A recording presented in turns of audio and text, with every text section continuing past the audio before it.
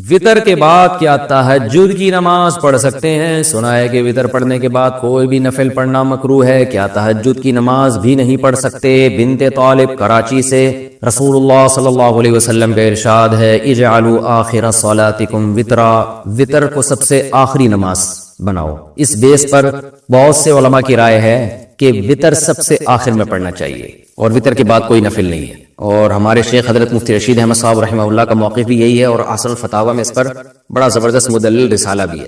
لیکن ناجائز کوئی بھی نہیں کہتا، یعنی افضل ہے کہ وطر سب سے آخر میں پڑھے جائیں، لیکن وطر اگر کسی نے پہلے پڑھ لی ہے تو اس کے بعد بھی نفل پڑھنا بھی جائز ہے اور نماز پڑھنا بھی جائز ہے، کچھ بھی پڑھ سکتے ہیں، ناجائز نہیں ہے، افضل ہے، افضل کہ سب سے آخر میں، ناجائز نہیں ہے، کیونکہ نبی صلی اللہ علیہ وسلم سے تو ثابت ہے صحیح سند سے کہ آپ نے وطر کے بعد 2 رکعت پڑھے ہیں، تو راجح یہی ہے کہ وہ 2 رکعت بھی وطر سے پہلے پڑھ لیں آپ، لیکن کوئی پڑھ لے تو ناجائز نہیں ہے۔ خاص طور پر جس کو یہ امید نہ ہو کہ تہجد میں میری آنکھ کھلے گی، وہ اگر وطر چھوڑ کے سو جائے گا اور رات کو آنکھ نہ کھلی تو وطر قضا ہو جائیں گے، اور وطر کی نماز واجب ہے۔ آپ صلی اللہ علیہ وسلم کی صحیح حدیث ہے اس بارے میں، من لم یوتر ان اللہ زادکم صلاۃ الا وہی الوتر، اللہ نے ایک اور نماز ہمارے لیے بڑھا دی اور وہ وطر ہے۔ تو وطر کے وجوب کے بڑے مضبوط دلائل ہیں، بہت سخت تاکید ہے وطر کی، تو اس کو آپ قضا نہیں کر سکتے۔ تو اگر رات کو آنکھ کھلنے کا خوف نہ ہو کہ پتہ نہیں آنکھ کھلے گی نہیں کھلے گی، تو پھر آپ کو چاہیے کہ عشاء کی نماز کے ساتھ ہی وطر پڑھ لیں، پھر اگر آنکھ کھلتی ہے تو تہجد بھی پڑھیں، تہجد کو ضائع نہ کریں۔ تو بہتر یہی ہے کہ وطر سب سے آخر میں ہو، لیکن پہلے پڑھ لیے تو بھی بلا کراہت، بغیر کسی کراہت کے نماز پڑھنا جائز، اس میں کوئی مکروہ نہیں ہے۔ تہجد کا وقت کب سے کب تک ہے؟ کیا تہجد فجر کی سنت سے پہلے کبھی بھی پڑھ سکتے ہیں یا اس کا کوئی بھی وقت فکس ہے؟ ارباس انصاری انڈیا سے، لیکن عشاء کے بعد تہجد کسی بھی وقت پڑھی جا سکتی ہے، لیکن سب سے زیادہ فضیلت والا وقت رات کا آخری تہائی حصہ ہے، یعنی عشاء کے بعد اور صبح صادق کے ٹائم کو 3 حصوں میں ڈیوائیڈ کر دیں برابر، تو جو آخری تہائی ہوگا وہ سب سے بہتر وقت ہے تہجد کا۔ تو وہ نہیں ہو سکتا تو کبھی بھی سونے کے بعد اٹھ کے تہجد پڑھ سکتے ہیں، آدھی رات کو بھی بہتر ہے کہ نیند لیں، سونے کے بعد اٹھنا یہ تہجد کا افضل وقت ہے، اور اس کی بھی توفیق نہیں ملتی تو سونے سے پہلے بھی پڑھی جا سکتی ہے، لیکن سب سے افضل ہے آخری حصہ، پھر چلو آخری میں نہیں پڑھتے لیکن تھوڑی نیند لینے کے بعد اٹھ کے پڑھ لیتے ہیں، یہ بھی غنیمت ہے۔ یہ بھی نہیں ہوتا چلو عشاء کے بعد پڑھ لو۔ رات کے آخری حصے میں تہجد پڑھیں یا دعا کریں؟ رات کے آخری حصے میں تہجد کی نماز پڑھنا سب سے افضل بتایا گیا ہے، تو اگر فجر کی نماز سے 1 گھنٹہ پہلے تہجد کی نماز شروع کی جائے، پھر کچھ دیر تک درود شریف پڑھنے کے بعد دعا کی جائے، تو کیا یہ نماز پڑھنے اور دعا کی قبولیت کے لیے بہترین وقت ہوگا؟ اقصی حبیب انڈیا سے، جی سب سے بہترین وقت رات کا آخری حصہ ہی ہے، تہجد کا بھی اور دعا کا بھی۔ تہجد کا تو ہے قرآن میں جگہ جگہ ثابت ہے، نبی صلی اللہ علیہ وسلم کا اپنا معمول بھی ہے کہ عام طور پر آپ رات کے آخری حصے میں نماز پڑھتے تھے، اور دعا کے لیے بھی حدیث میں آتا ہے کہ اللہ تعالیٰ رات کے آخری حصے میں آسمان دنیا کی طرف آ کے صدائیں لگاتے ہیں، حل من مستغفر اغفر لہ، کوئی ہے مجھ سے گناہوں سے توبہ کرنے والا میں اس کے گناہوں کو معاف کروں، حل من مسترزق ارزق لہ، کوئی ہے روزی طلب کرنے والا کہ میں اس کو روزی دوں۔ تو اس لیے آپ اگر یہ معمول بنائیں تو بہت اچھا معمول ہے، کچھ وقت تہجد میں گزاریں اور پھر باقی وقت دعا میں گزاریں۔ تہجد کی نماز سنت ہے یا نفل؟ تہجد کی نماز سنت ہے یا نفل؟ صادق رفیق انڈیا سے۔ دیکھیں یہ سنت یا نفل یہ ٹرمز ہیں، اصطلاحات ہیں جو ایک دوسرے کے معنی میں بھی استعمال ہوتی ہیں۔ نفل کہتے ہیں اضافی نماز جو فرض نہ ہو، اس لحاظ سے تو تہجد نفل نماز ہے، لیکن ہر نفل پر نبی صلی اللہ علیہ وسلم نے پابندی نہیں کی ہے، اہتمام نہیں کیا ہے، تو جو وہ نوافل جن کا آپ صلی اللہ علیہ وسلم نے اہتمام کیا یا آپ ان کو پڑھا کرتے تھے تو ان کو سنت کہا جاتا ہے۔ تو اس لیے تہجد اس لحاظ سے نفل ہے کہ فرض واجب نہیں ہے، لیکن اس لحاظ سے سنت ہے کہ محض ایک عام نوافل کی طرح اس کی فضیلت نہیں ہے، بلکہ آپ صلی اللہ علیہ وسلم کی عادت تھی، تو اس لحاظ سے یہ سنت ہے، تو بہتر لفظ اس کے لیے سنت ہی ہے، اور یہ عام سنت نہیں ہے، اس کی بے پناہ فضیلت ہے۔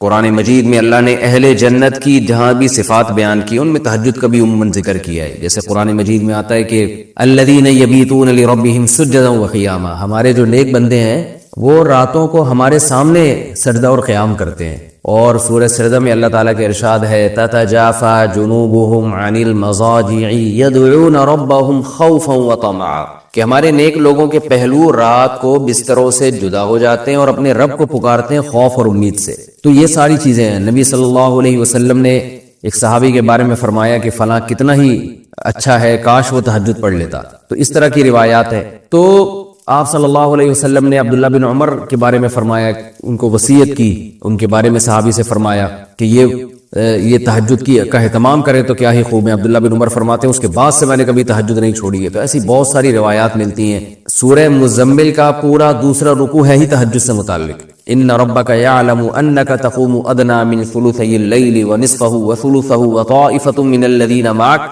واللہ یقدر اللیل والنہار، کہ آپ پوری رات تہجد نہیں پڑھ سکتے، آپ کو دن میں یعنی آپ کے جو ساتھی ہیں ان کو مزاربت بھی کرنی ہے، دنیا کے معاملات بھی نمٹانے ہیں، دن میں بعض دفعہ جہاد بھی کرنا ہے، تو آپ رات کا کچھ حصہ اٹھ جائیے، آپ بھی اور آپ کے ساتھی بھی۔ تو بہت ہی اہتمام ہے۔ اور فقرؤوا ما تیسر منہ، اور اس میں جتنی تلاوت ممکن ہو آپ اللہ کے سامنے کھڑے ہوں اور قرآن کی تلاوت کیجیے۔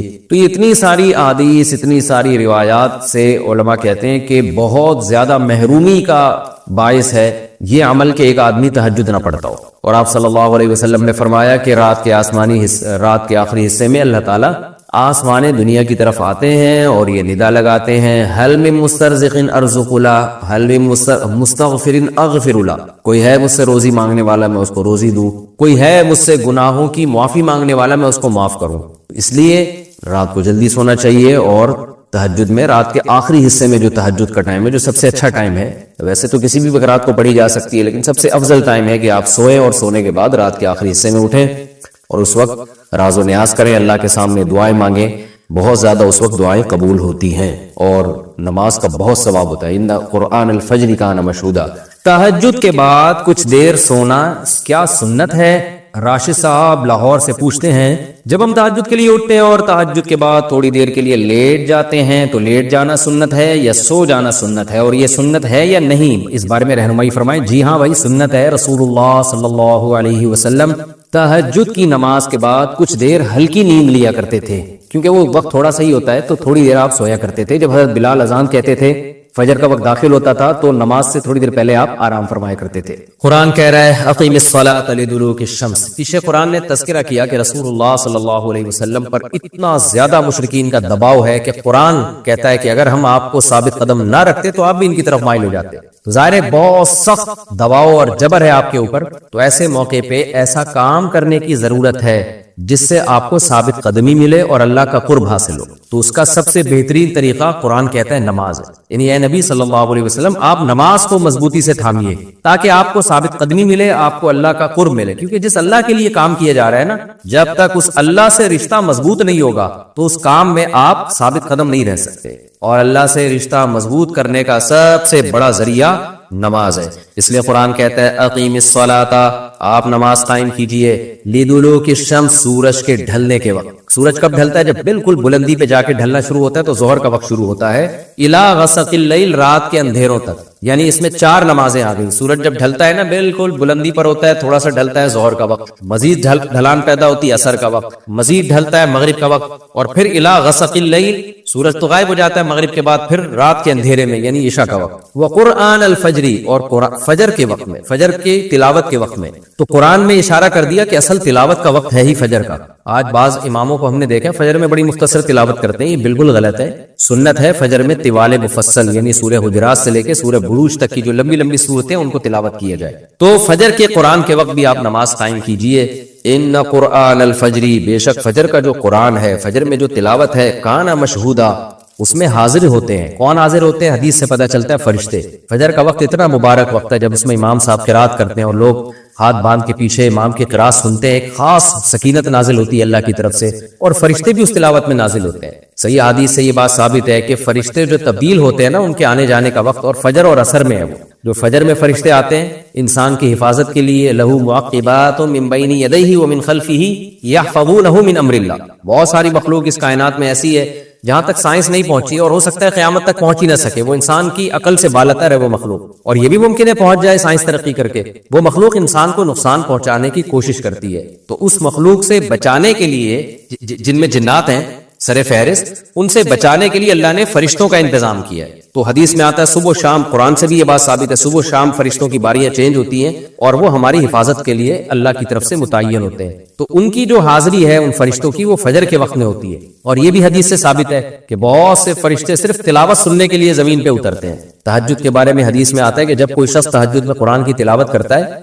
تو فرشتے آنا شروع ہوتے ہیں اور اس کے جو ہے نا لبوں پہ اپنے منہ کو رکھ لیتے ہیں اس کی تلاوت کو چکھنے کے لیے. اتنا فرشتوں کو لطف محسوس ہوتا ہے تہجد کی تلاوت میں. اور پھر وہ تانتا بناتے بناتے جو ہے نا ایک دوسرے پہ سوار ہوتے ہوتے آسمان کی بلندیوں تک پہنچ جاتے ہیں. تو فجر کی نماز میں بھی یہ فضیلت ہے. تو آگے اللہ فرماتے ہیں کہ اللہ نے فجر کی نماز کی فضیلت کو بیان کیا. آگے اللہ فرماتے ہیں وَمِنَ اللَّيْلِ، یہ تو 5 نمازیں ہو گئیں، یہ تو ساری امت پہ فرض ہیں، لیکن رات کے کچھ حصے میں فَتَہَجَّدْ بِهِ، بِهِ کا مطلب اس حصے میں آپ نے تہجد پڑھنی ہے، نَافِلَةً لَكَ، اے محمد صلی اللہ علیہ وسلم یہ آپ کے لیے اضافہ ہے. کیا مطلب؟ یا تو نبی صلی اللہ علیہ وسلم پہ 6 نمازیں فرض تھی، یعنی 5 فرض کے علاوہ تہجد بھی فرض تھی، تو اس لیے قرآن نے کہہ دیا کہ امت پہ تو 5 فرض ہیں نافلۃ لک، لیکن یہ تہجد آپ کے لیے اضافی ہے، یعنی آپ پر 6 نمازیں فرض ہیں. ایک مطلب تو یہ بھی ہو سکتا ہے. اور جو علماء اس کے قائل ہیں کہ نہیں نبی پر تہجد فرض نہیں تھی، تو ان کے نزدیک اس آیت کی تفسیر یہ ہوگی کہ یہ آپ کے لیے ایک اضافہ ہے اللہ کے قرب حاصل کرنے کا. یعنی 5 نمازیں تو پڑھنی ہی پڑھنی ہے، لیکن آپ اللہ کے قرب کے لیے ایک اضافی چیز بھی آپ کو دی جا رہی ہے تاکہ آپ کے درجات اور زیادہ بلند ہو. تو ایسی صورت میں یہ صرف نبی کے ساتھ خاص نہیں ہے، کیونکہ خطاب نبی سے چل رہا ہے، اس لیے اللہ نے کہہ دیا آپ کے لیے اضافہ، ورنہ حقیقت میں پوری امت کے لیے یہ اضافہ ہے. آگے اللہ فرماتے ہیں عسیٰ ان یبعثک ربک، امید ہے کہ آپ کو آپ کا رب پہنچا دے مقام محمود تک. یہ مقام محمود کیا ہے؟ شفاعت کبریٰ، یعنی تمام پیغمبر نبی کے پاس آئیں گے کہ آپ سفارش سے آغاز کریں، یعنی سفارش کا آغاز آپ سے ہوگا، پھر آپ صلی اللہ علیہ وسلم سفارش کریں گے. تو یہ سب سے اونچا مقام ہے جو اللہ قیامت کے دن رسول اللہ صلی اللہ علیہ وسلم کو دے گا، اور جس سے آپ کی تمام پیغمبروں پر فضیلت ثابت ہو جائے گی کہ جب تک آپ کی طرف سے شفاعت کی ابتدا نہیں ہوگی کوئی اور پیغمبر سفارش نہیں کریں گے. تو اللہ نبی صلی اللہ علیہ وسلم کو تسلیاں دے رہا ہے کہ یہ مشرکین کا جو آپ کے اوپر بے پناہ دباؤ ہے، جبر ہے، آپ اس میں تسلی رکھیے، آپ نماز قائم کریں اور تہجد کی پابندی کریں، اللہ نے آپ کو بہت بڑا آگے چل کے مقام دینا ہے. تو چونکہ نبی صلی اللہ علیہ وسلم بھی بشر تھے نا، مشرکین کے دباؤ کی وجہ سے آپ بھی ایک پریشانی میں آتے تھے، تو اس لیے اللہ آپ کو ثابت قدم رکھنے کے لیے آپ صلی اللہ علیہ وسلم کو یہ خوشخبریاں سنا رہا ہے کہ آپ نے اپنا اس عمل کو فوکس کرنا ہے، نماز اور تہجد کو، تاکہ آپ کا اللہ سے قرب رہے. اور اللہ آپ کو خوشخبری دے رہا ہے کہ امید ہے آپ کا رب آپ کو بہت بڑے مقام تک پہنچا دے. رہا مسئلہ مشرکین کی دھمکیوں کا کہ یہ پوری کوشش کر رہے ہیں کہ آپ کو مکہ سے نکال دیں، تو ہم نے تو بتا دیا کہ یہ خود بھی نہیں پنپ پائیں گے، لیکن آپ نے اللہ سے کیا دعا مانگنی ہے؟ وَقُلْ رَبِّ، کہہ دیجئے اے میرے رب، ادخلنی مدخل صدق، مجھے مکہ میں داخل کیجئے مرغوب داخلہ، اچھا داخلہ، اور مجھے مکہ سے نکالیے بھی اچھے طریقے سے، یعنی اچھا نکلنا ہو میرا، ایسا نکلنا جس کے نتائج اچھے ہوں.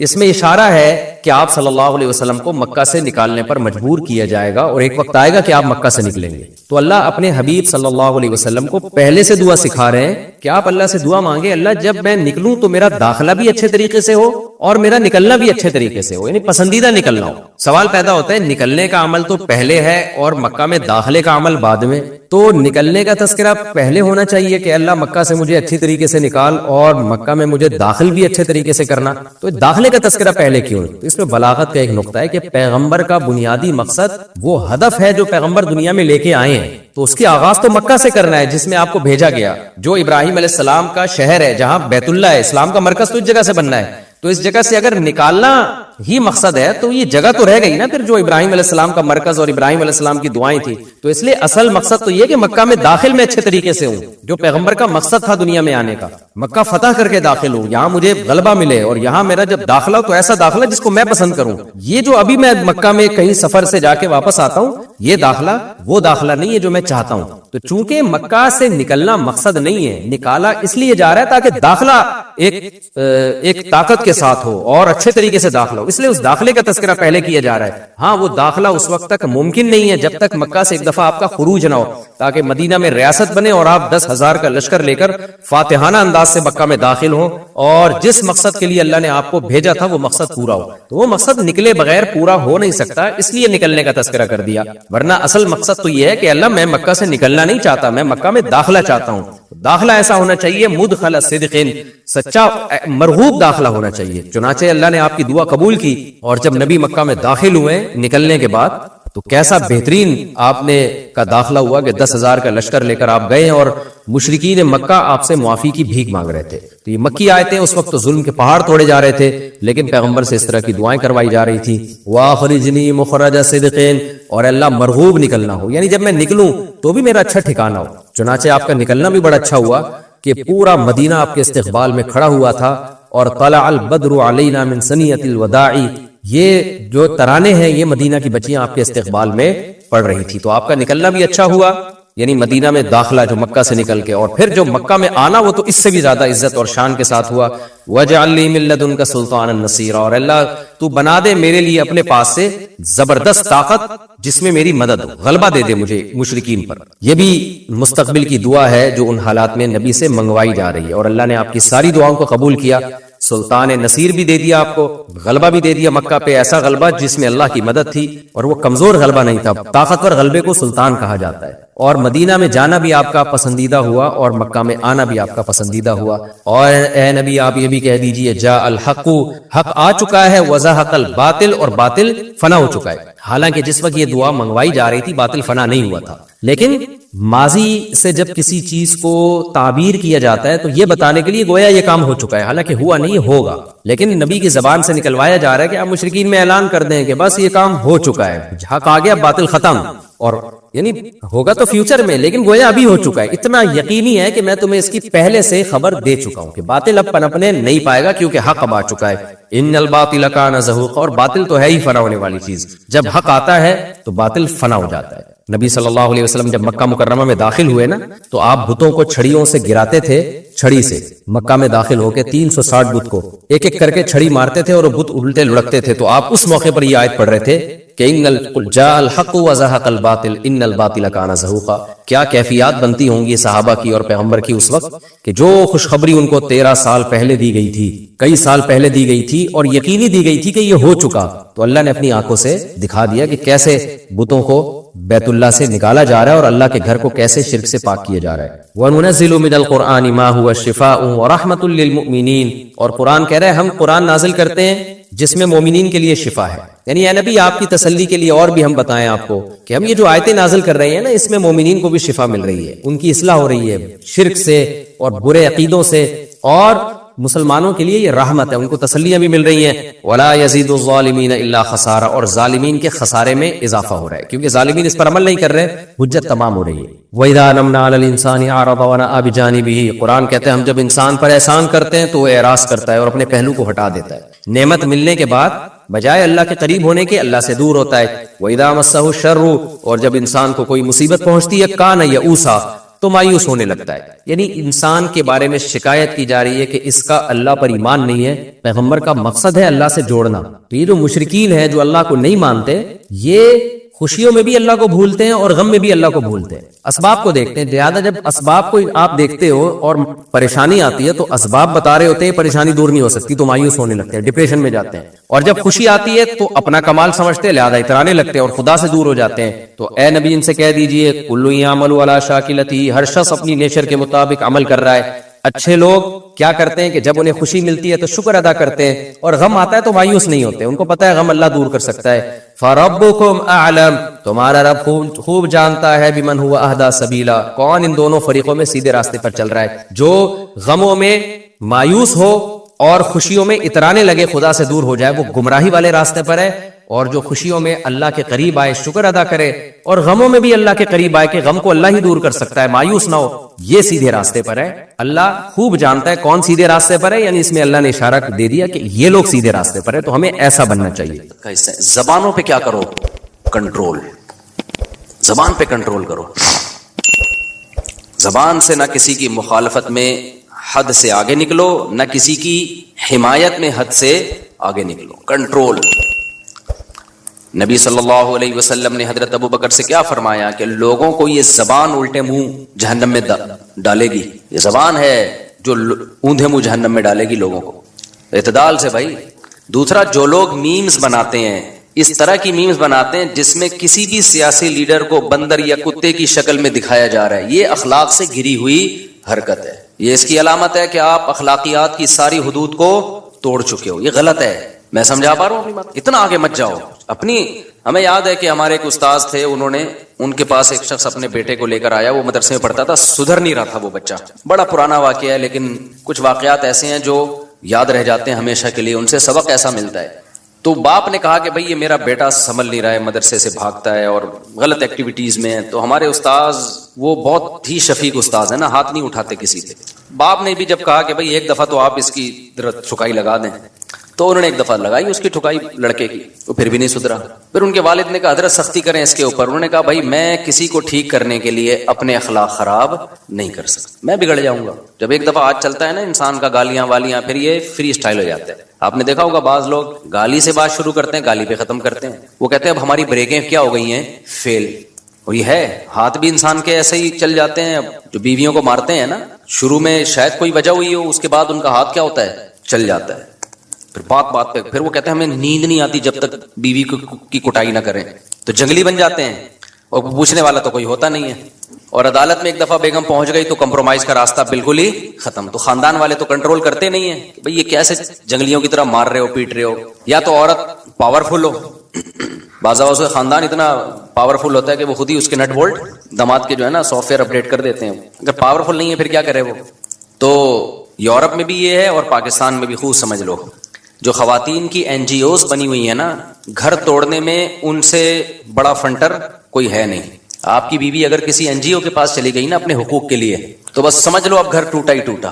وہ کبھی بھی کمپرومائز کا راستہ اختیار نہیں کریں گی کہ شوہر کو سمجھائیں کہ یہ ظلم ہے. یہ تو سمجھانا چاہیے نا، اس پہ سختی بھی کرنی چاہیے قانونی طریقے سے، کسی بھی طریقے سے. لیکن یہ خوب سمجھ لو، اگر کوئی خاتون این جی اوز کے پاس، کسی بھی این جی او کے پاس چلی گئی، تو اب وہ این جی او اس کا بیڑا غرق کر کے ہی، عورت کا بیڑا غرق کر کے ہی چھوڑے گی. یہ ذہن میں رکھنا، زندگی بھر کے لیے بربادی. لیبل لگا ہوگا اچھا، لیکن بیڑا غرق ہو جائے گا اس کا.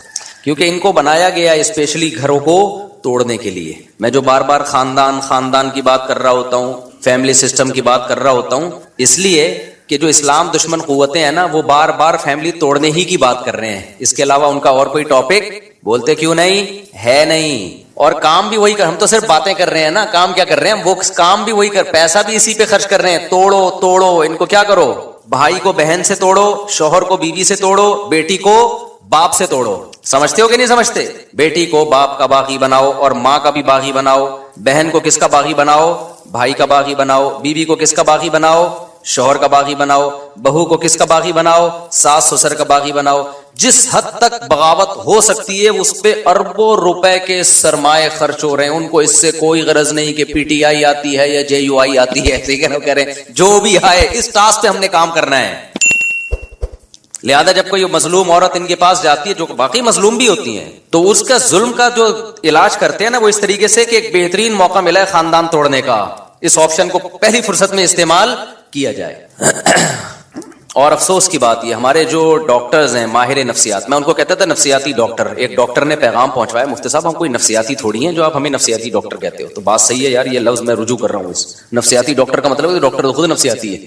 تو یہ غلط جملہ میں نے کہا، ماہر نفسیات کہنا چاہیے. بعض دفعہ، ہمیشہ نہیں، بعض دفعہ ماہر نفسیات خود گھر توڑنے کا ذریعہ بنتے ہیں. خود ماہر نفسیات گھر توڑ رہا ہوتا ہے بیٹھ کے بیچارہ، اس کو پتہ نہیں ہوتا کہ میں جو علاج، کیونکہ ہمارے ہاں جو نفسیات پڑھی جا رہی ہے نا، وہ گوروں سے لی جا رہی ہے. زیادہ تر علوم اور کتابیں کہاں سے آ رہی ہیں؟ بولو، وہاں سے. تو وہ اپنا خاندان نہیں بچا سکے، وہ تمہارا کہاں سے بچائیں گے؟ بچوں کی تربیت ہمیں بتا رہے ہیں وہ ماہر نفسیات، تو یورپ میں پڑھ کے آئے ہیں. کیا ہو گیا تم لوگوں کو خدا کے لیے؟ مجھے تو رونے کا دل کرتا ہے. لوگ بڑے ایسی خواتین بھی آ رہی ہیں، ایسے مرد بھی آ رہے ہیں ٹک ٹاک پہ، فیس بک پہ، آپ کو بچوں کی تربیت بتا رہے ہیں. ایکچولی بچوں کی سیلف ریسپیکٹ، ایکچولی آپ بچے کو، میں نے ایک دفعہ ڈانٹا تھا تو سہم کیا تھا، تو میں نے کہا no problem, it is okay, اس طرح کر کے. اس سے تو بچے کی ویسی ایسی کی تیسی ہو جائے گی. ان لوگوں کے بچے ہوتے کہاں ہیں جو ان سے آپ تربیت کا پوچھ رہے ہو؟ ایک آدھ بچہ کیا ہے، یہ تو ویسی گریوی میں پل جائے. کہ بچے کہاں ہیں ان لوگوں؟ بچے تو ہم لوگ کے ہیں الحمدللہ. ان کے کہاں بچے ہیں یار؟ ان سے پوچھو کہ تربیت کیسے ہوتی ہے. یہ ہے عقیدت میں اندھا ہو جانا، جو ابھی میں مثالیں دے رہا تھا نا. اب گورے نے پنکھا اچھا بنا لیا، ایئر کنڈیشن اچھا بنا لیا، چاند پہ پہنچ گیا، تو ہم اس کی چند چیزیں دیکھ کر اب عقیدت میں کیا ہو گئے ہیں؟ پاگل. جو چیز اس کے پاس نہیں ہے وہ بھی اس سے لے رہے ہیں. اور ہمارے اندر چند خامیاں ہیں وہی، اور وہ بھی ہماری نہیں ہے، ہمارے حکمرانوں کی وجہ سے ہیں. ہماری ہوتی تو یہیں کے ڈاکٹر یورپ میں کیوں ہوتے؟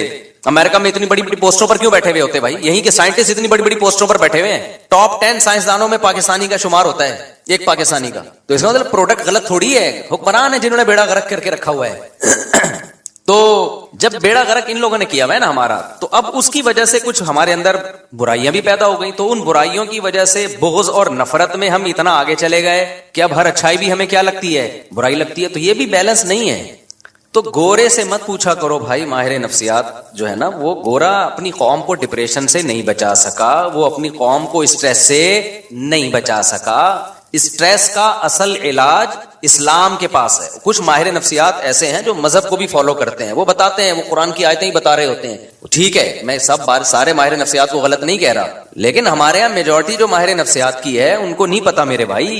چند اصول تو ہیں, وہ تو اسلام پہلے سے بتا چکا ہے, لیکن جو اصل چیز ہے نا وہ بتا دے گا, عمل نہیں کروا سکتا کیونکہ خود اس کا عمل نہیں ہوگا. سب سے پہلا اصول ہے دنیا کو مسافر خانہ سمجھو, یہ رہنے کی جگہ ہی نہیں ہے, ایسی کی تیسی, ختم. ٹینشن کیا ہوئی, ختم. اور مسافر خانہ بھی ایسا ہے کہ مرنے کے بعد فنا ہو کے ختم نہیں ہو جاتے, کیونکہ ایسا مسافر خانہ ماننے سے تو ٹینشن بڑھتی ہے. ختم, اچھا لے بھائی, ابھی ہم تو اس پہ رو رہے ہیں کہ یہ چیز چھن گئی, یہ چیز چھن گئی, ایک دن سب کچھ ہی چھن جائے گا, تو اس سے ٹینشن کم ہوگی بڑھے گی؟ سے تو بڑھے گی. تو موت ہی تو ان کی سب سے بڑی ٹینشن ہے. اب آپ کے پاس کوئی بندہ آیا, آپ اس کو کہہ رہے ہو دیکھو, وہ کہہ رہے میری گاڑی چوری ہو گئی, میں بہت اسٹریس میں ہوں. تو ہم کہیں دیکھو دنیا مسافر خانہ ہے, ایک دن سب ختم ہو جائے گا. تو ہم اس کو اس کی ٹینشن ختم کرنے کے لیے یہ بات کر رہے ہیں. اس وقت وہ کہہ لے گا ہاں یار سب ختم ہو جائے گا, تو ابھی ختم ہو گیا تو کیا ہو گیا, لیکن گھر جب جا کے اکیلے میں جب غور کرے گا نا, بولے گا یہ تو بڑی ٹینشن میں ڈال دیا مجھے. ابھی تو صرف گاڑی ختم ہوئی ہے, کل گردہ بھی ختم ہو جائے گا, آنکھیں بھی ختم ہو جائیں گی, قبر میں مرا ہوا ہوں گا. ابے یہ کیا ہے؟ تو اس سے ٹینشن کم نہیں ہوگی میرے بھائی. ٹینشن کیا ہوگی؟ خطرہ ہے. 100% ضروری نہیں, لیکن امکان ہے کہ بڑھ جائے. بڑھاپے میں سب کچھ ختم ہو جاتا ہے, صرف ایک زندگی باقی ہوتی ہے آپ کی, نہ دیکھنے کے قابل نہ سننے کے قابل. تو جوان آدمی بڑھاپے کا سوچ سوچ کے خوش ہوتا ہے, یہ ٹینشن میں جاتا ہے. تو چیزیں ختم ہونے کے سے ٹینشن کم نہیں ہوتی, ٹینشن بڑھتی. ہاں جب ٹینشن ختم ہوگی, جب آپ کو پتا ہے یہاں جو ٹینشن ہے اگر صبر کیا, پہلی بات یہ اللہ کی طرف سے ہے, خود بخود نہیں, اتفاق سے کچھ بھی نہیں ہوتا دنیا میں, یہ اللہ کی طرف سے, اور آگے اس کا بدلہ ملنے والا ہے. یعقوب علیہ السلام سے زیادہ کس کی ٹینشن ہو سکتی ہے؟ بچہ گم گیا, لیکن کیا فرماتے ہیں, اعلم من اللہ, میں اللہ کے بارے میں وہ جانتا ہوں جو تم نہیں جانتے. اللہ سے امیدیں بھی لگائی ہوئی ہیں, ساری زندگی روتے روتے گزری, مگر ایک تسلی بھی ہے. رونا غیر اختیاری چیز ہے, اس پہ تو کوئی پابندی نہیں لگا سکتا. بلکہ ماہر نفسیات تو کہتے ہیں کہ رونا بہتر ہے نہ رونے سے. نہ رونا اس کی علامت ہے آپ شوق میں گئے ہوئے, پتہ نہیں کھوپڑی کام بھی کر رہی ہے کہ نہیں کر رہی ہے. رونا تو اس کی علامت ہے پورے 14 طبق آپ کے ابھی صحیح ہیں, سیٹنگ پہ چل رہے ہو آپ. غم کی بات پہ رونا آ رہا ہے, خوشی کی بات پہ خوشی ہو رہی ہے. بعض لوگ ایسے بیوقوف ہوتے ہیں نا, لطیفے پہ ہنستے ہیں, یہاں بیٹھے ہوتے ہیں میرے سامنے نا, اتنا اچھا لطیفہ سناتا ہوں پھر بھی یوں کر کے بیٹھے ہوئے. مجھے غصہ آ رہا ہوتا ہے یار یہ بندہ ہے کیا ہے. نارمل آدمی خوشی کی بات پہ خوش ہوگا, غم کی بات پہ کیا ہوگا, اس کو غم ہوگا, رو کے اظہار بھی ہوگا اس کے غم کا. تو یہ تو حصہ ہے زندگی. اس سے آگے جب معاملہ بڑھتا ہے تو وہ خراب ہو جاتا ہے معاملہ. وہ معاملہ کیا ہو جاتا ہے؟ خراب. تو یعقوب علیہ السلام کو کیسی تسلیاں تھیں. موسیٰ علیہ الصلوۃ والسلام کتنی پریشانیوں میں. قوم جب کہتی ہے ہم تو اے موسیٰ تیرے آنے سے پہلے بھی اوذینا من قبل ان تأتینا ومن بعد ما جئتنا, اے موسیٰ تیرے آنے سے پہلے بھی مصیبتوں میں تھے, تیرے آنے کے بعد بھی مصیبتیں کم نہیں ہوئی بلکہ اور بڑھ گئیں. موسیٰ علیہ السلام نے فرمایا عسیٰ ربکم, اللہ سے امید ہے وہ تم پر رحم کرے گا, ویستخلفکم فی الارض, اور صرف مصیبتیں دور نہیں کرے گا, تمہیں زمین کی حکومت دے دے گا. ارے بھائی غلام قوم ہے اور الیکشن کا بھی رواج نہیں تھا, تو کیسے حکومت آ جائے گی؟ اللہ سے امید ہے. استعینوا باللہ واصبروا, اللہ سے مدد طلب کرو, صبر کرو. ان الارض للہ, یہ تسلی کا جملہ ماہر نفسیات کے پاس جو گوروں سے متاثر ہوتے ہیں ان کے پاس یہ جملہ نہیں ہے. ان الارض للہ, زمین کا مالک کون ہے؟ اللہ. تو جس کا مالک ہے وہ اٹھا کے دے دے گا. اب دیکھو ایک بات ہے, آپ ایک بہت بڑی خوبصورت لینڈ کروزر میں گھوم رہے ہو, یا آپ کا دشمن گھوم رہا ہے, ایک V8 میں گھوم رہا ہے آپ کا دشمن, آپ اسے دیکھ دیکھ کے جل رہے ہو, حسد کھا رہے ہو, ہائے ہائے ہائے ایک تو میرا دشمن, میں گدھے پہ اور یہ اتنی بڑی گاڑی میں. ایک بندہ آ کے کہتا ہے بھائی یہ گاڑی میری ہے اور تو میرا ماموں ہے, فکر نہ کر, یہ میں اس سے لے کے تجھے دے دوں گا. اب ساری ٹینشن کیا ہو گئی؟ ختم. جب آپ کو پتا چلے گا مالک یہ ہے, پہلے آپ سمجھ رہے تھے شاید وہ مالک ہے تو آپ ٹینشن میں جا رہے تھے, جب آپ کو پتا چلے گا وہ مالک ہے ہی نہیں ہے, بھائی مالک کون ہے؟ یہ صاحب ہیں, یا میرا باپ میرا اس کا مالک ہے. ماموں کو بھی چھوڑو, باپ جب مثال دینی ہے تو پھر پوری خاندانی مثال ہو نا. آپ کے والد صاحب آئے, بیٹا کیوں تم جل رہے ہو, کیوں حسد میں آ رہے ہو, کیوں ٹینشن میں جا رہے ہو؟ آپ نے کہا ابا یہ بھی میرا کلاس فیلو تھا, یہ میٹرک میں فیل تھا اور میں A+ سے پاس ہوا تھا, آج یہ لینڈ کروزر میں گھوم رہا ہے, اس کو دیکھ دیکھ کے جل رہا ہوں میں. ابا کہتے ہیں بیٹا یہ گاڑی کس کی ہے؟ میری ہے, میں ابھی شو روم سے لے کر آیا ہوں, اس کو میں نے چلانے کے لیے دی ہے. ساری ٹینشن ایک سیکنڈ میں ختم. کسی ماہر نفسیات اور گولی کھانے کی ضرورت پڑے گی آپ کو؟ کیا ہو گیا بھائی؟ تو اللہ میاں کہتے ہیں ان الارض للہ, یہ زمین کا مالک کون ہے؟ اللہ ہے. موسیٰ علیہ السلام نے اسی طرح سے, موسیٰ علیہ السلام تو کسی یونیورسٹی میں نہیں پڑھ کر آئے تھے, یہ گوروں کی کتابیں پڑھی, انہوں نے قانون کی اور نفسیات کی کتابیں. موسیٰ علیہ السلام نے فرمایا ان الارض للہ, میری قوم زمین کا بادشاہ یہ نہیں ہے بھائی, تمہیں غلط, یہ تو اللہ میاں نے اس کو تھوڑے دن استعمال کے لیے مصر کی حکومت دے دی. تو مالک کون ہے بھائی؟ اللہ مالک ہے, جب چاہے گا اٹھا کے تمہیں دے دے گا. سوال پیدا ہوتا ہے ہمیں تو نہیں دی اللہ نے, فلاں گاڑی لے کے گھوم رہا, ہم نے یہ سوچ کے تسلی کی کہ اصل گاڑی کا مالک کون ہے؟ اللہ ہے, تو اللہ جب چاہے گا ہمیں دے دے گا, لیکن اب تک کی رپورٹ کے مطابق دی نہیں. یہ ٹینشن ہوتی ہے لوگوں کو. لوگ کہتے ہیں میرا دوست میٹرک میں فیل تھا, آج 1000 گز کا ڈیفنس میں اس کا بنگلہ ہے, اور میں وہی نالے کے اوپر میرا چھوٹا سا جھونپڑا ہے.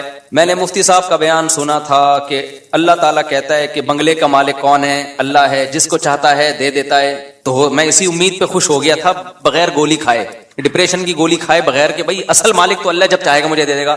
اب تک کی رپورٹ کے مطابق مجھے وہ ملا نہیں ہے. لوگ پھر اس ٹینشن میں جا رہے ہوتے کہ بنی اسرائیل کو تو مل گئی حکومت, ہمیں تو نہیں ملی, ہم کیسے تسلی میں آئے, اور آئندہ ملنے کا کوئی چانس بھی نظر نہیں آ رہا. تو اس کا بھی بھائی اللہ میاں نے, اس ٹینشن کا بھی اللہ نے علاج بتایا. وہ ٹینشن کا علاج یہ ہے, انا للہ و انا الیہ راجعون قل لن یصیبنا الا ما کتب اللہ لنا هو مولانا. ہمیں جو مصیبت پہنچتی ہے اللہ کی طرف سے پہنچتی ہے, وہ ہمارا دشمن نہیں ہے, وہ ہمارا دوست ہے. دوست جب کوئی ٹینشن دیتا ہے تو وہ ٹینشن دیکھنے میں لگتی ہے, حقیقت میں نہیں ہوتی. وہ ٹینشن ہمیں اور ترقی دینے کے لیے ہوتی ہے.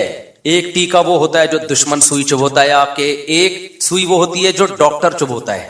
ڈاکٹر کے بارے میں پتا ہوتا ہے کہ بھائی یہ جو ٹیکا لگا رہا ہے چیخ تو نکلے گی, ہر ٹیکے میں چیخ تھوڑی بہت نکلتی ہے, چیخ تو نکلے گی, لیکن پیسے دے کے لگوا رہے ہوتے ہیں ٹیکا. کیوں نہیں لگایا ڈاکٹر صاحب ابھی تک, کیا ہو گیا؟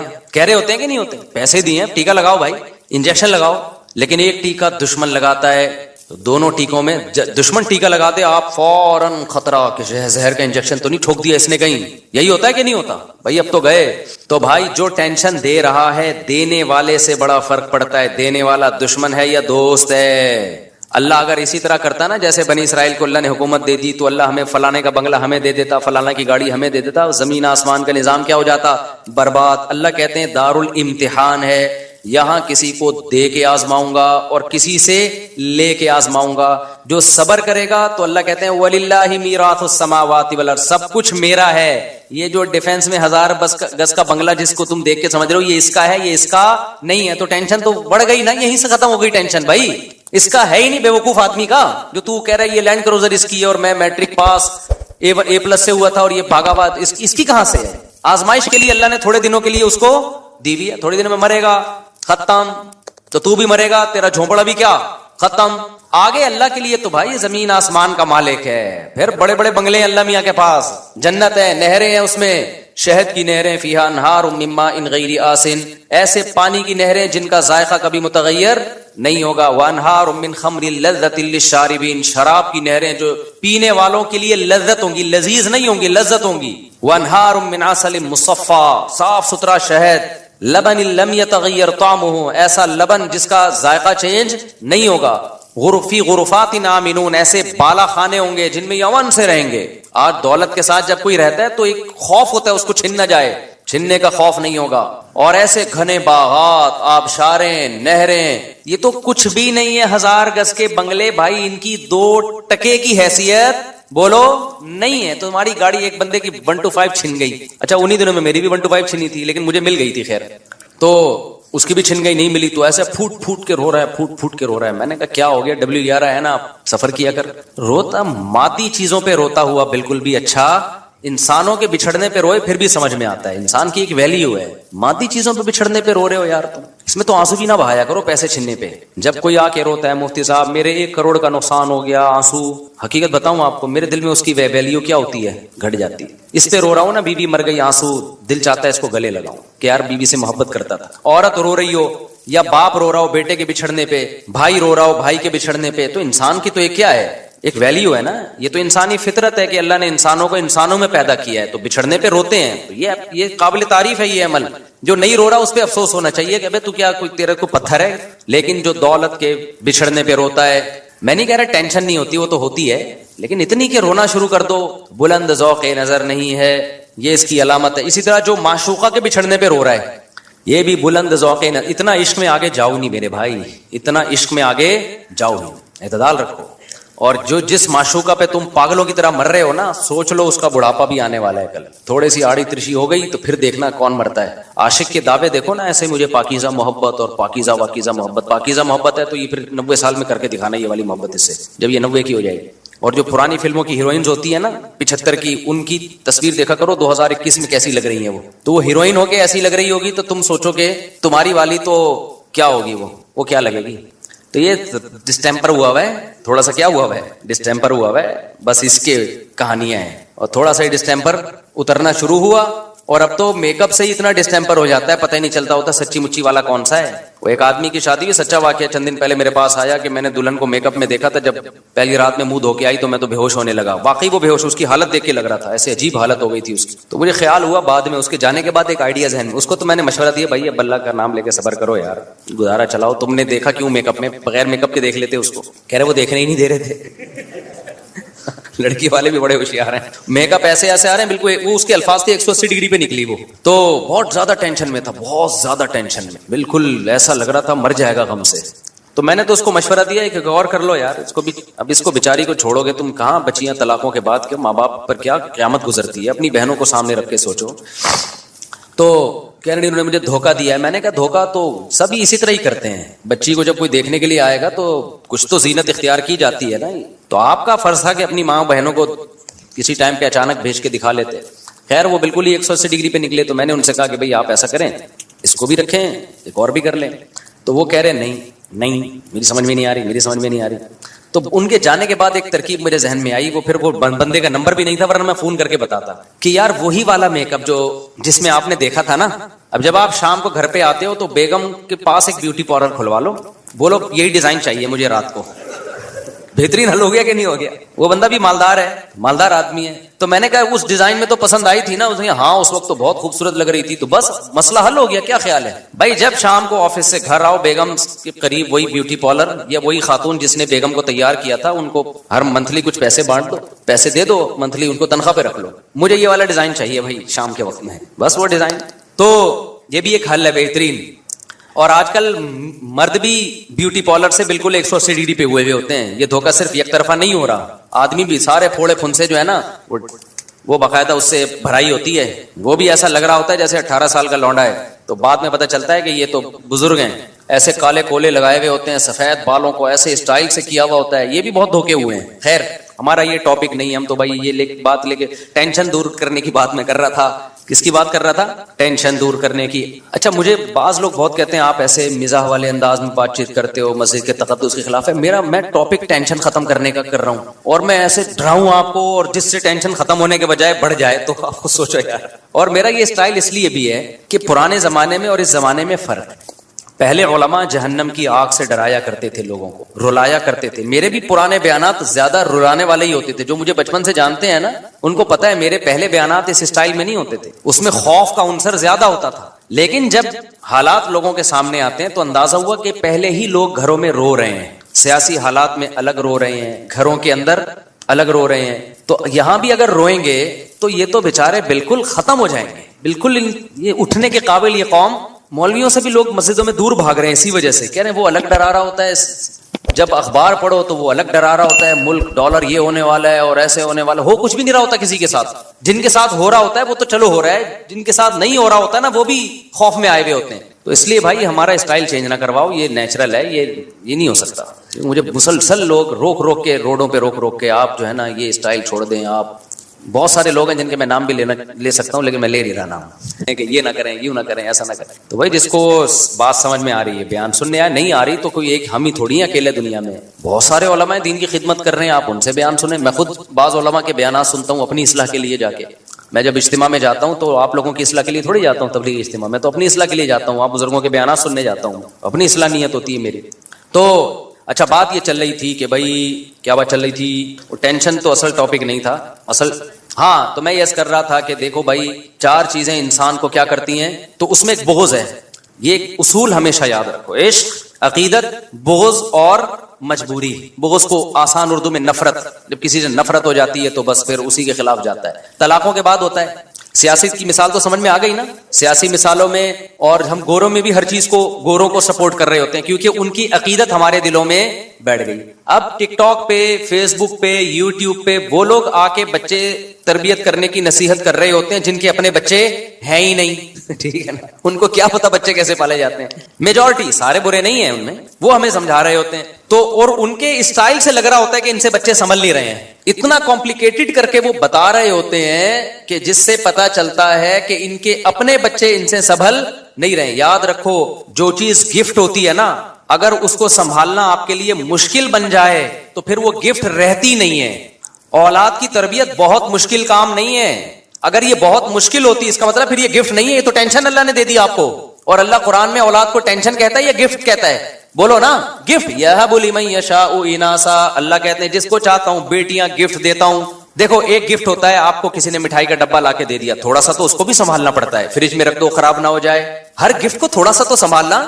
یہ جو بچے بگڑتے ہیں نا, ان کے اکثر بگڑتے ہیں جو تھوڑا سا بھی نہیں سنبھال رہے ہوتے. چرسیوں میں بیٹھ رہے ہیں, ہیروئن میں بیٹھ رہے ہیں, ان کو فکر ہی نہیں ہے, ٹائم ہی نہیں دے رہے بالکل ان کو, یا بدتمیزی سے ان سے بات کرتے ہیں, ان کے اخلاق خراب کر دیے. بعض دفعہ ماں باپ اپنے بچوں سے بھی کبھی تمیز سے بات نہیں کر رہے, تو ہر دفعہ طنز والا لہجہ ہوتا ہے, بگاڑتے ہیں باقاعدہ. تو اب مجھے بتاؤ, مٹھائی کا ڈبہ کوئی گفٹ دے کے گیا آپ کو, تو اس کو تھوڑا سا تو سنبھالنا پڑے گا آپ کو. یار فریج میں رکھ دو, ایک ہفتے کے اندر اندر کھا لو, یہی ہوگا نا. اور ذرا ٹائم پہ کھاؤ, ایسا نہ ہو کہ 6 لڈو کھا لیا آپ نے, ایک دم شوگر ہائی ہو گئی ہے, پیٹ خراب ہو گیا, ایک کھا لو, 2 کھا لو. ہر گفٹ کو تھوڑا سا سنبھالنا پڑتا ہے, لیکن بہت زیادہ سنبھالنا پڑ جائے تو وہ گفٹ نہیں رہتا, وہ ٹینشن ہے. مثال کے طور پر مٹھائی کے بجائے کوئی گرنیڈ گفٹ میں دے کے چلا گیا, ڈبہ کھولا تو 6 گرنیڈ ہیں, اس میں پن نکلی ہوئی ہے, اور کہہ رہے یہ ضرورت پڑنے پہ آپ کے کام آئے گا. کبھی دشمن سے مقابلہ ہوا, آپ کہو کہ میرے کام بعد میں آئے گا, یہ مجھ پہ پہلے پھٹے گا. فوراً آپ رابطے کر رہے ہو ماہرین گرنیڈیات سے, ابے بھائی یہ پھٹ نہ جائے, کوئی بچہ نہ اٹھا کے پھینک دے, یار کیا کرنا ہے, یہ گفٹ ہے, یہ تو عذاب بنا دیا میرے لیے. مثال کے طور پر اور آسان, ایک صاحب مجھے بکری کا بچہ گفٹ دے کے چلے گئے.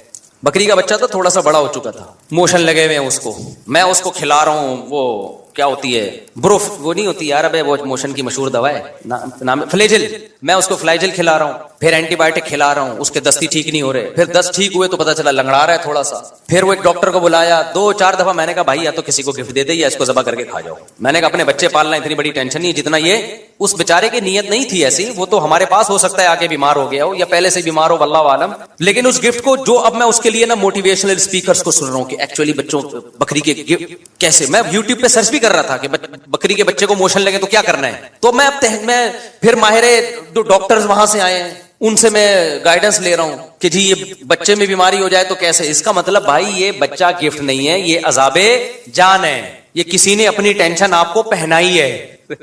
بعض دفعہ یہ ہوتا ہے کہ گفٹ کا لیبل ہوتا ہے لیکن ٹینشن آپ کو بولو پہنائی جا رہی ہوتی ہے. کہ یار مفتی صاحب کو شوق ہے یہ بسم اللہ ہی اللہ اکبر پڑھ کے, تو اللہ تعالیٰ نے اولاد کو گفٹ قرار دیا ہے. کیا قرار دیا ہے؟ اس کی تربیت کوئی بہت راکٹ سائنس کی ضرورت نہیں ہے, ورنہ یہ گفٹ نہیں ہے, یہ عذاب جان ہے. تبھی تو ان لوگوں نے راکٹ سائنس رکھا ہوا ہے اس کی تربیت میں نا, تبھی ان کے 2 ہوتے ہیں, 2-3 کہ بہت مشکل کام ہے, اس کو بہت زیادہ مشکل ہے, تبھی اولاد کو بوجھ بھی سمجھتے ہیں. ایسا بالکل بھی نہیں ہے. چند چیزیں ہیں بچے کی تربیت میں, وہ کر لو, پھر غالب یہی ہے کہ انشاءاللہ نیک بچہ بنے گا. پھر بھی بگڑ جائے تو وہ تو 100% تو بھائی گارنٹی کسی کی بھی نہیں ہوتی. نوح علیہ السلام کا بچہ بھی تو بگڑ گیا تھا نا. تو چند چیزیں ہیں, وہ چند چیزیں کیا ہے, بچے کو برے ماحول میں بیٹھنے, بولو ابھی بول لو نا یار, اس کی دوستیاں مت کر, اور دوستیاں زیادہ خراب ہوتی ہیں اسکولوں میں. بعض دفعہ اچھے اسکول میں بچہ بگڑ, یاد رکھو اسکولوں کا سسٹم نہ ہوتا نا تو سب نیک ہوتے. یہ تو میں لکھ کے دے دوں آپ کو, اسکول اور کالجز اگر نہ ہوتے تو ہم ایجوکیشن حاصل کرتے نہ کرتے, ٹھیک ہے ایجوکیشن میں بھی, لیکن نیک سب ہوتے. یہ ذہن میں رکھنا. ہمارے اسکولنگ سسٹم اور کالج اور یونیورسٹیوں کا جو سسٹم چل رہا ہے نا, وہ سسٹم نہیں ہے, وہ سسٹم ہے. تو بچوں کی تربیت کا مسئلہ بھی اتنا زیادہ اس کو کمپلیکیٹڈ نہیں بنائے, ورنہ یہ نعمت نہیں ہے. یہ کیا, تبھی تو ان سیکولر لوگوں کے 2-3 ایکچولی پالنا بہت مشکل, ایکچولی صرف بچے پیدا ہی نہیں کرنے ہوتے, ایکچولی ایک بچے کو وہ چاہیے, وہ کیا کہتے ہیں, ہمیں تو وہ بھی نہیں پتا کیا چاہیے ان کو اتنی زیادہ. ہر بچے کو آپ کی جو ہے نا توجہ چاہیے, توجہ, پھر اتنی فل توجہ دے کے بھی وہ عجیب سا ممی ڈیڈی سا بن رہا ہوتا ہے. وہ توجہ چاہیے, ہم بھی مانتے ہیں, لیکن اس کی توجہ چاہیے, پتہ ہے جتنی ماں باپ کی توجہ چاہیے اتنی ہی بہن بھائیوں کی توجہ چاہیے اس کو, جو کثرت سے ہوں کھیلنے کودنے کے لیے. بچے کو اگر بہن بھائی نہیں ملیں گے, وہ گلی محلے کے بچوں کے ساتھ کھیل کے سدھرے گا نہیں, بلکہ بگڑے گا, وہ بگڑے گا. بہن بھائیوں میں اللہ نے یہ جذبہ رکھا ہے, خود جتنے بگڑے ہوئے ہوں کبھی بھی نہیں چاہیں گے کہ ہمارے بہن بھائی بھی خراب ہو جائیں. دوستوں میں اللہ نے یہ جذبہ رکھا ہے, اگر ایک چرس پیتا ہے وہ چاہے گا میرا دوست بھی چرس پیے, یہ فرق ہے. اور بچے کو بچے تو چاہیے لازمی, ورنہ وہ مینٹلی گروتھ نہیں کر پائے گا. اگر آپ اس کو بہن بھائی نہیں دیں گے آپس میں کھیل کود کے لیے تو وہ کہاں دوستیاں لگائے گا؟ وہ محلے پڑوسوں میں دوستیاں لگائے گا. وہ کزن بھی خراب کرتے ہیں, ان میں بھی وہ بات نہیں ہوتی جو سگے بہن بھائیوں میں ہوتی ہے. بعض دفعہ ہومو سیکسولیٹی میں کزن کی وجہ سے لڑکا مبتلا ہو جاتا ہے, کزن خراب کرتا ہے اپنے کزن کو, کیونکہ محرم رشتہ نہیں ہے. سمجھتے ہو کہ نہیں سمجھتے؟ پھر بھی کزن باہر سے بہرحال بہتر ہوتے ہیں. کزن میرج کیوں جائز ہے؟ اس لیے کہ نامحرم ہے وہ. خود لڑکی اگر ہے تو اس کو بھی تو اپنے کزن سے بچانا ہوتا ہے. بعض دفعہ وہ اس کو غلط استعمال کر سکتا ہے. سب سے مقدس رشتہ ہے لڑکے اور بچے اور بچی کے لیے اس کے بہن بھائی, وہی آپ نے شارٹ کر دیے. تو کیا بچے کو بچے کی ضرورت ختم کر دو گے آپ؟ اس کی فطرت چینج کر دو گے؟ نہ نہ نہ, بچہ اس فطرت کو لے کے آیا ہے کہ اس کو بچے چاہیے, وہ نیچر ختم نہیں کر سکتے آپ. بہن بھائی آپ نے کنٹرول کر کے 2 کر دی 1 کر دیا تو نتیجہ کیا نکلے گا؟ وہ اپنی پیاس کہاں سے بجھائے گا؟ اڑوس پڑوس کے لونڈے لپاڑوں سے, جن میں ایک بھی خراب ہوگا تو آپ کے بچے کو خراب کرنے کی بولو کوشش کرے گا وہ. اور آگے جو سائیڈ افیکٹ ہیں بڑھاپا میں, جو بربادیاں, نہ بہویں ہوں گی نہ داماد ہوں گے, نہ خاندانی برباد, تو آپ تنہائیاں. بچے مارتے پیٹتے بھی ہیں ایک دوسرے کو, وہ بھی ٹھیک ہے ان کے لیے, برداشت پیدا ہوتی ہے. اکلوتے کو تو آپ ساری اس کی چاہتیں پوری کرو گے آپ, تو لاڑ پیار میں بگڑے گا وہ. بھائی دیکھو فوج کو تیار کیا جاتا ہے بارڈر پہ لڑنے کے لیے, تو فوجیوں کا ممی ڈیڈی بنایا جاتا ہے یا ٹھڈے مارے جاتے ہیں. اس سے میں نہیں کہہ رہا کہ اپنے بچوں کو ٹھڈے مارو آپ, کیونکہ آپ کو بارڈر پہ لڑنے کے لیے تھوڑی تیار کر رہے ہو ان کو, لیکن دنیا میں کیا ہمیشہ اس کو پھول ملیں گے؟ کانٹے اس کی زندگی میں کبھی نہیں آئیں گے. تو ان کانٹوں کے لیے کیا ٹریننگ کی ہے آپ نے؟ کیا دنیا میں کوئی ایسا شخص جس کی ساری چاہتیں پوری ہو رہی ہوں؟ بولو نا. کہیں چاہتیں پوری ہوتی ہیں, کہیں کیا کرنا پڑتا ہے. تو چاہتیں ساری پوری تھوڑی ہوں گی, زندگی میں مسائل بھی آئیں گے. اس مسائل سے نمٹنے کے لیے آپ نے کیا اس کو کیا ٹریننگ دی ہے؟ وہ بچپن سے ٹریننگ ہوتی ہے. جب بہن بھائی ایک دوسرے کو کوٹتے ہیں, شکایتیں لگاتے ہیں, شکایتی ٹٹو بنتے ہیں. آپ کو پتا ہے کہ میں تو تجربے کار ہوں یار, آپ اپنے بڑے بچے کو نماز پڑھاؤ, سکتا سستی کرے نہیں پڑے گا, وہ چھوٹے کو ڈانٹ رہا ہوگا, ابو یہ نماز نہیں پڑھ رہا. ٹھیک ہے نا. اس سے اس کے ذہن میں یہ بات آتی ہے کہ نماز نہ پڑھنا برا عمل ہے, کل میں بھی یہ کام نہیں کروں گا تو میں بھی برا ہوں. یہ جذبہ اللہ نے رکھا ہے. میں آج اگر ممبر پہ بیٹھا ہوں نا تو میرے بڑے بھائی بہنوں کا بہت دخل ہے اس میں, نہ ہوتے تو میں نہیں, کچھ بھی نہیں بن پاتا, میں کچھ بھی نہیں ہوتا میں تو. لیکن چونکہ ہم عقیدت میں اندھے ہو گئے گورے کی, میں نے بتایا تھا نا اندھا پن, عقیدت میں اندھا ہو جانا, عقیدت انسان کو کیا کر دیتی ہے؟ اندھا. تو اب اندھے ہو گئے ہیں, تو اب تربیت کہاں سے لے رہے ہیں ہم؟ انگریزوں سے, جن کے اپنے بچے ہی نہیں ہیں, اور جو ہوتے ہیں وہ ابا کو اولڈ ہاؤس میں جمع کراتے ہیں, وہ تمہاری خاک تربیت کرے. اس کا مطلب تم وہ تربیتی پروگرام بچوں پہ فٹ کر رہے ہو کہ کل تمہارا بچہ تمہیں اولڈ ہاؤس میں جمع کرائے گا, اور اس کو وہ برا بھی نہیں سمجھتے. برا تھوڑی اس کو برا سمجھتے ہیں کہ میرے بچے نے مجھے اولڈ ہاؤس میں وہ کرا, میں نے اپنے ابا کو کرایا تھا تو اس نے بھی کرا دیا, تو کیا ہوگا؟ یہ والی تربیت آئے گی سوسائٹی میں. سمجھتے ہو بات کو کہ نہیں؟ تو یہ بھی کیا ہے؟ عقیدت میں اندھا پن. ہاں اب بچوں کی بات آئی, تھوڑی سی بات بتا دوں. پہلا کام یہ کرو کہ بچوں کو اگر اسکول میں پڑھ رہے ہیں دوستیاں لگانے بولو مت دو.